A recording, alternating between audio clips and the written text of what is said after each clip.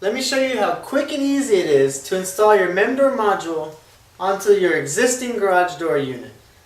First, you'll attach the included Velcro strips to the bottom of your module and to the side of your garage door, and simply Velcro it on.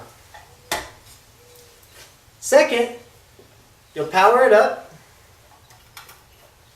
and insert the 2 wires into the wire terminals on the back of your garage.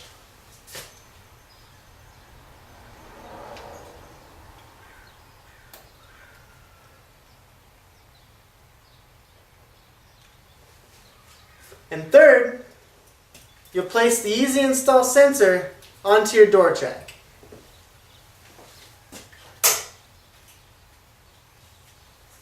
If you want, you can route the wire along your ceiling. And that's it. In under 2 minutes, you can install your MemDoor module and have it up and running, ready to use.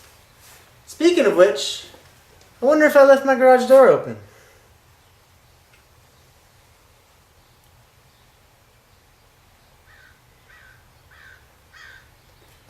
Looks like I did. I should close it. It's that easy.